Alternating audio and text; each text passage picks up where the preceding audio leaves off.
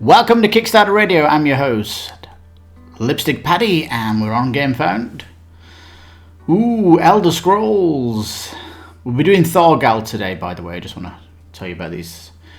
Tomorrow I'll be doing the Fall of the Ancients final thoughts on that, so look out for that as it's coming into the last few days. And I think it's doing its last stretch goal, unless we get surprised. Elder Scrolls, will it break 4 million? Ooh, that's the big question as it goes down into its day left, 24 hours, we shall see. But today we're going to go Thorgal. Thorgal. A board game. Cooperative storybook adventure. Storybook.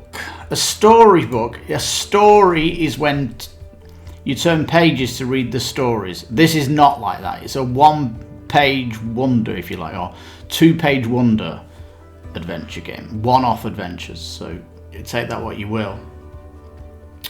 Take the role of Thorgal, his wife Alaricia, and their son Jolan and Chris, deadly female warrior, and go on a series of adventures. Alrighty.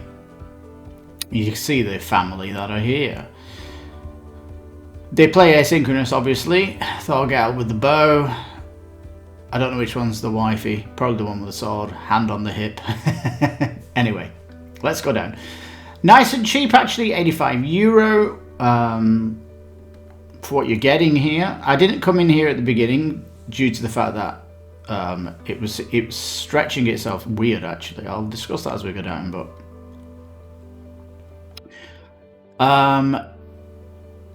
So yeah, some interesting things here. It's got a really quirky way of doing damage and taking damage yourself with polynomial puzzle pieces, and there's these polynomial dice here. Take a sip. Oh, by the way, I hope the sound is better. I'm back in my studio. I was in El Fuerte, a magic town just north of where I live, and dear God, I've got 84 mosquito bites on my legs. Jesus, Mary and Joseph. They were like ninja. I think I sat down for an ice cream and they just ninjaed me to death. I didn't realise I got bit that much, but oh my God, it was like a nest of mosquitoes. A little savage attacked me. Oh. Anyway, we're talking about this, aren't we? Yeah. So, when you take damage, you're taking a polynomial figure and you're piecing it together in your damage pool on your board. It's weird, isn't it? Like, you don't have HP. It's weird. When you're doing damage, you also attack with polynomial shape. It's weird. The enemy also has a sheet of damage that you put in polynomial tiles down to damage them. It's weird. And you can roll the dice and get a crit shape, but if there's no place on the enemy's board to do a crit, you can't do a crit on them. It has these weird things. So it's definitely moving its way from the conventions of an RPG, I'll say that much, and it's turning itself into more of a puzzle game as opposed to a numbers game. Make that with what you will. Game consists of 7 standalone scenarios. It should have a 7+ here because it is stretching it, isn't it? Taking 90 to 120 minutes to play each scenario. Scenarios do not form a campaign, nor do they have any legacy features. Each can be played by a different playgroup and repeated over an extended period of time. Don't worry though, you can repeat the same scenario because there are events that are happening that set the scenario. So you will be doing things on that page to actually stop the fires, if you will, from these events from happening or fixing them. And if you play that scenario again, you can simply make sure you don't play those 2 cards again, so there is replayability here. So that is nice to have. Anyway, doesn't it look busy in this picture? It really does.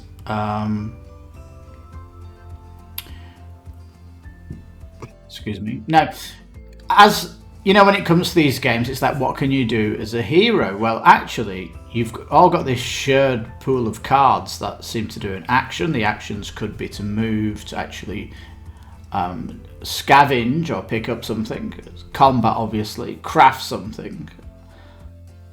So you've got this shared pool that you put in these chips down on when you activate them. Interesting.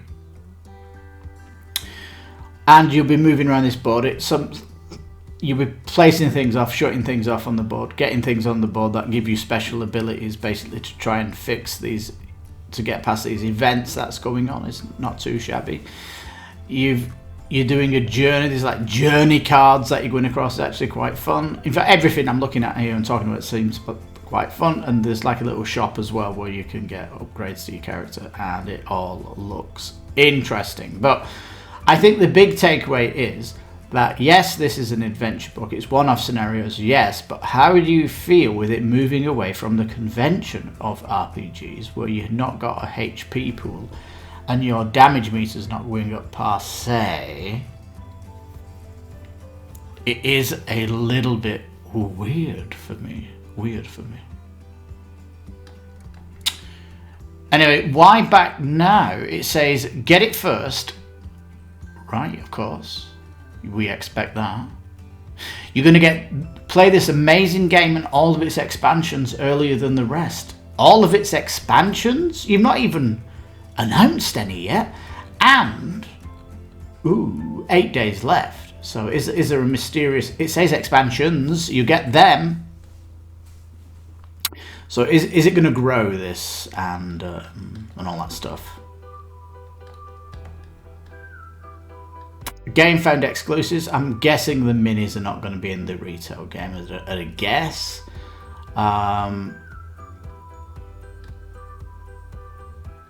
It does say here you're able to purchase attractive add-ons at a decent price and you only pay once for shipping. Some add-ons will be available to pay separately and they'll be higher price, so nice. And you can be part of the campaign. There's already a vote going on. So 85 going in, I think that's a good deal. I think companion cards, they were good because I love this about Gamefound. You can actually push them and it gives you more information. They're for free if you followed the campaign. Look at them. You're absolutely going to add this if you didn't back it. If you didn't follow it, sorry. You absolutely do. So, you know, more art cards, more companion cards that go on your journey. Nice to see, and I like the art. It's not a comic, is it? It's a graphic novel from the 70s, popular in Europe. Never heard of it, by the way. I mean, have you ever heard of a graphic novel? Can you tell me a famous graphic novel? No, probably not. Graphic novels is a niche in itself, isn't it? It's like... It really is. And wooden polynomial tiles, that looks like a shoe-in, doesn't it? And why have you not got a mega whale pledge yet with add-ons included? I think that's going to come when the expansions pop, whenever they are. I think the stretch goals, 6 out of 7. I think when it goes 7 of 7, I think it's going to go into the expansions, and then the stretch goals might go into their expansions, is my guess, but I feel like I've got to come back and do a second talk on it. More item cards. I like the fact that this art looks already done, like the cards are already ready, doesn't it? And this is what I felt about the Gamefound. They're just dropping stuff slowly and dropping content that was already planned for it. They're not stretching it at all. Like another adventure. This is great, isn't it? And just so you feel like you're getting more content than on day one. That's why it wasn't worth looking at day one. There's another great page. Look at this one. That looks really good as well. Man, it looks cool, doesn't it? I'm actually looking good. Now, this wooden first player marker for me is a little bit... I don't know. Does it look like she has her vagina out? Do you know what I'm looking at here? Her right foot at the back looks like her vagina is out.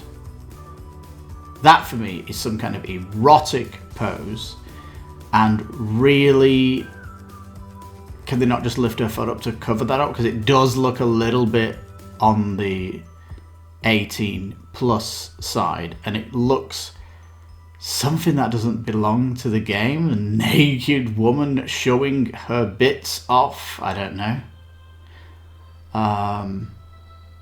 But I guess if my playgroup gets this, we'll probably just put a black marker over it to cover it up, I guess.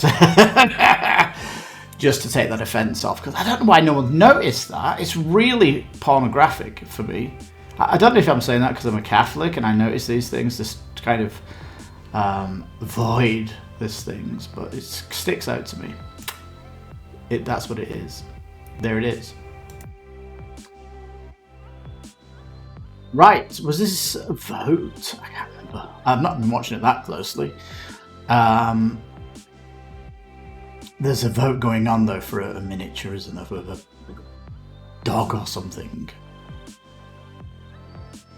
But it's funny because there's an item card here to wear a wolf skin. How would the wolf feel if you're wearing a skin of another wolf? It's really odd, that one, isn't it? I guess that's the world. So I like what they've done here. The page looks designed like it's a graphic novel. There's the first play marker I'm not happy with. And I don't know, have they put it, it's like her hair is going between her legs. Is it the hair? But why would she have the hair going between her legs? I don't know. It just looks. Maybe you didn't notice it, and now that I've noticed it, it's sticking out of you. I don't know. The labyrinth, this looks good, doesn't it? And so yeah, can we remember that? Yeah. So if you notice here, they're doing one Atlas Adventure, seven adventures plus 1+1. They're doing that down here, but when you do it, when you go up the top, 7 standalone scenarios, this big thing up here, that's not true, is it? It's now 9, and this up here plus 20 pages in the tail about that should be up at the top, shouldn't it? People coming in, because if you just come in at the top and see it's only got 7 one-off adventures, that you might feel like it is. It doesn't even talk about replayability at the top, so you know. Anyway, the character boards look really cool. There's innovation here happening, peeps, definitely. The sculpture minis are great. They've not got flat bottoms. They've put detailed bottoms on. It looks great. The pose of Thorgal looks nice and dynamic. Chris here would be better. You know, there's often a complaint that they should be matching the art on the card. But I guess if she's got that whip in the air, that would be a really difficult mini. So that's probably best putting it down. They've nailed Jorgen here. I think that looks cool. And I like the fact that the Aricia here has that kind of sassy hand on the hip thing going on here. And you'll notice that this big red section is different on each, so they each take damage differently and all that good stuff. The Wolf Club. This is exclusive stuff. The world is supposed to be fancy and a bit sci-fi as well, but I think we're not really seeing the sci-fi element on the page as of yet. So interesting that we're not seeing it. Now, I'm happy with most of the cards. There's one criticism I do have over one of the cards. And come on, these good markers, why are they calling them good? They need to be screen printed, don't they? That looks like an obvious add-on that's coming down the pipe or something. Because the rest of the stuff, I don't know. Are they going to be wooden sculpted? I don't know. Just look weird, don't they, on a crowdfunding site without having screen printed bits. I don't know. I like the fact that they've managed to make it look like it's not circles. They've kind of etched bits out of it to get a bit of a different feel. I like that. Good attention to detail. And so yeah, I think it's looking really sweet, isn't it? I think that the only thing is the teach might be difficult to try and tell people it's not like your traditional RPG, and you've got to kind of get your head around the attack and damage section of it, and it's supposed to be quite difficult. Have I mentioned it's co-op? I don't know. I don't think people come here to my channel for a for their first video. I'm assuming you come in here just for my editorial. I really feel like I don't need to push everything on you. You know, there's gameplay videos out there for that and all that good stuff. But this beautiful close-up of the page makes it look good. I mean, it looks like they've got the artist from the graphic novel working with them. And it really suits the IP really well.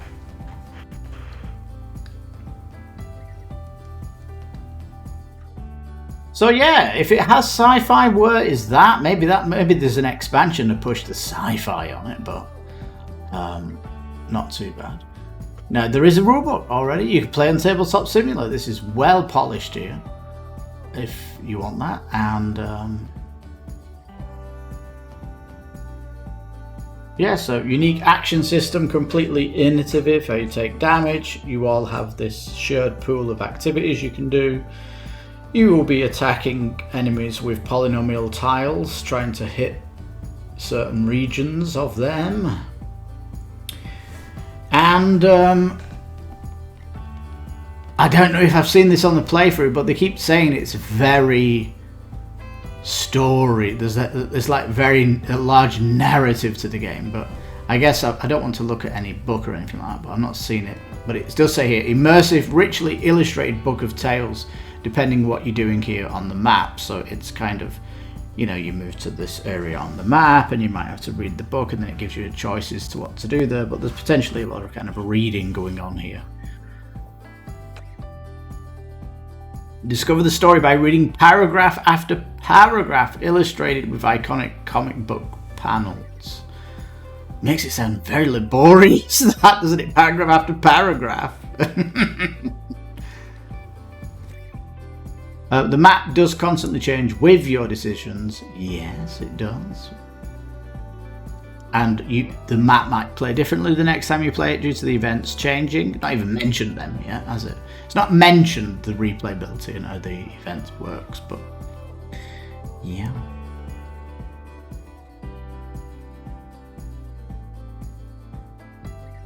Yeah, you really do have to work together.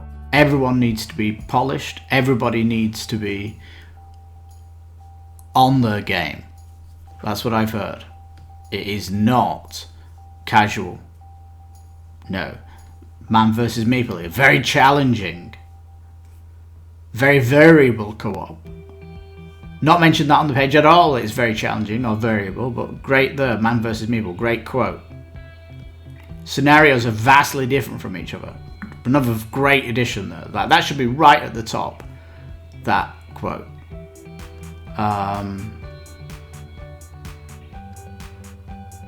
Great mashup of a Euro and a thematic game.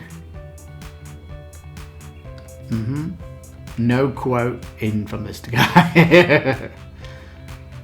Now, the world of Thorgal. You can see all of the books here from the lineage of the graphic novel. And it comes from France, I think. So, you know, it potentially didn't even come into English. I don't know.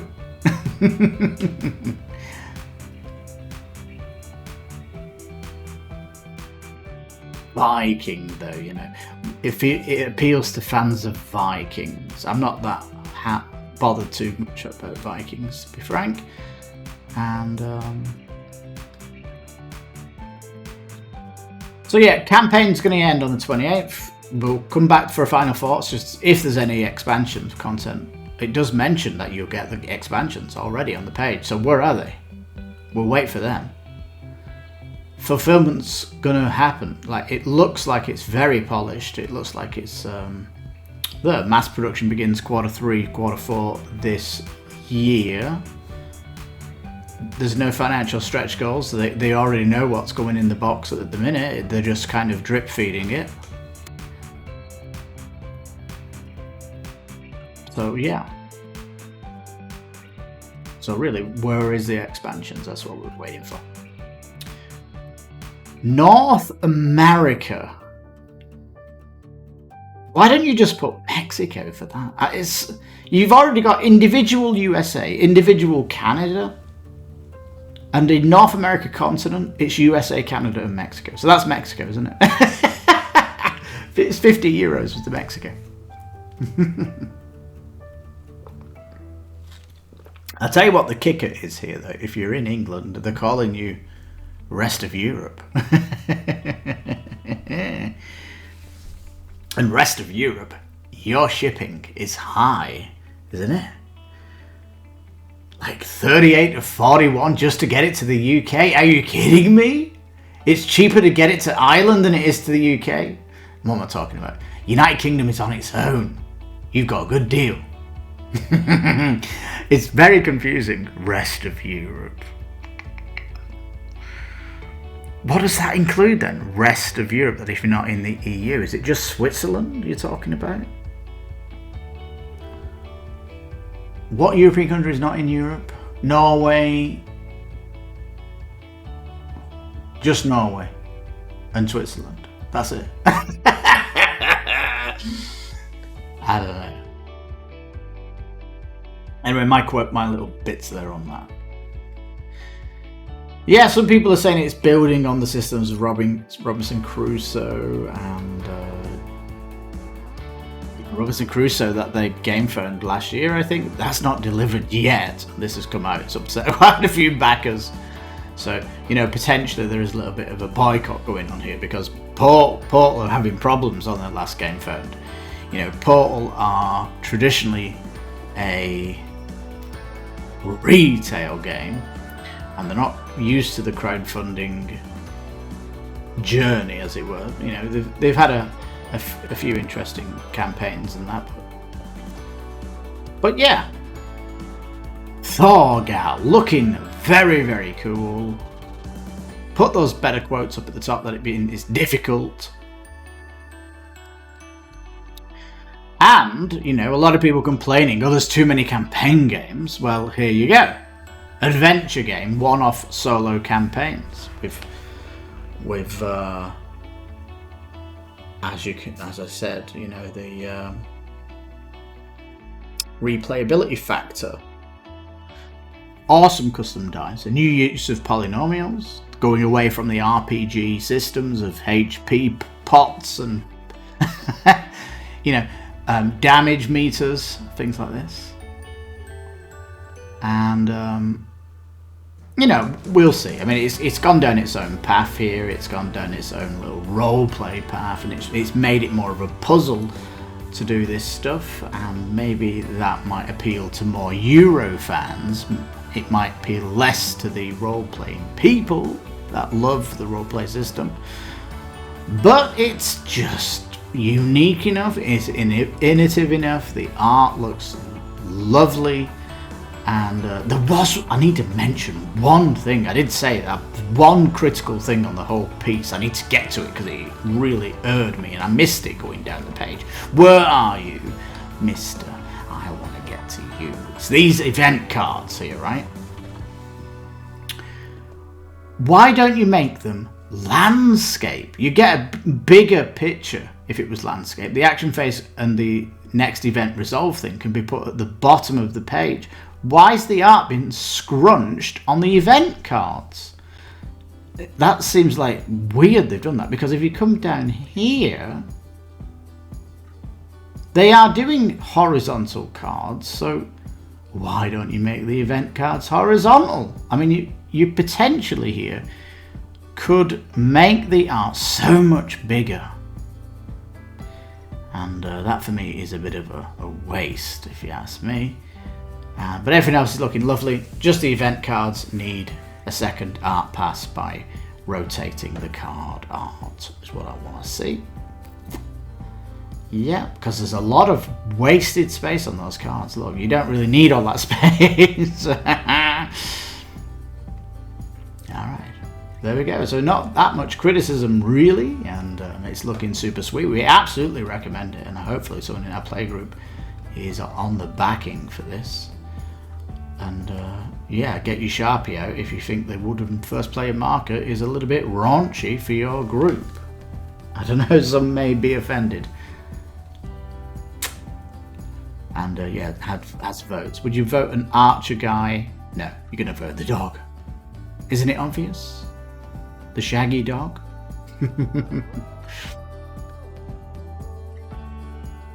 Yeah, look, there she is on the storm.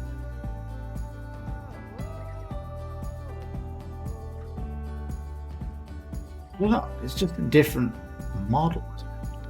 Play it so. Anyhow, I'm getting obsessed with that stupid thing.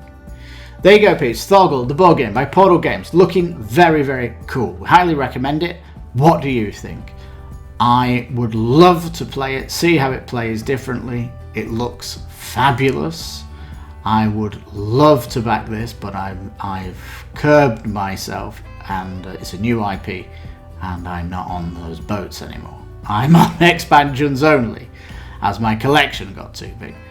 But I'm pushing it on my board game group that this is something they need to look at and possibly back so that we can get to play it, because it's looking, at least out of all the Portal games, this is one of the ones that looks so good that my playgroup will love it. We love adventure games, and you know, the fact that you can do the one-offs is refreshingly different, and this unknown IP has really brought with it some delicious art, and it looks great, doesn't it? But where's the sci-fi? Where's your expansions, plural, that you've mentioned on your page?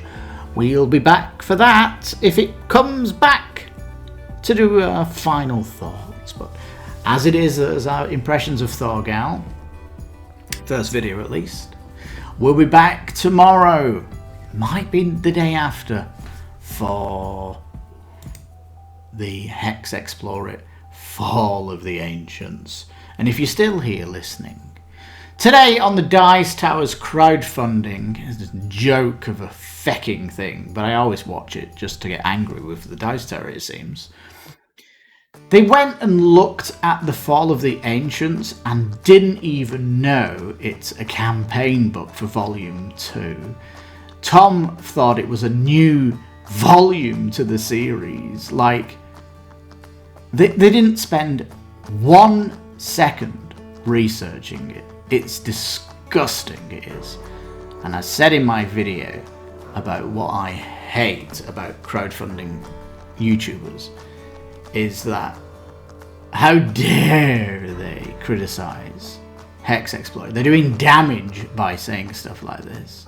And what Tom should have said about Fall of the Ancients is, this is adding a campaign to Volume 2, and it's updating all of the cards that don't have art on them, which was my big criticism of Hex Explore It. They have fixed your problem, Tom, and he refuses to acknowledge it due to his bona fide research that would get him a -G at school. So yeah, schoolboy tactics, epic failure from the Dice Tower. Ugh. And I think Thorgal would be more difficult to teach, because Fall of the Ancients, Hex Explorer system, is very thematically easy to teach, in my opinion. It really is. Anyway, Elder Scrolls and Hex Explorer, they're my two jams, and maybe there's quite a lot going on Kickstarter and Gamefound that Thorgal is just in a market maybe a little too busy, or you're waiting to see where it goes and sees the final content of the box before you're backing it. Whatever the story is, I love to know your thoughts down below. So I've been your host, Lipstickpaddy. This has been Kickstarter Radio 102.4. You take care, stay safe, and bye-bye for now.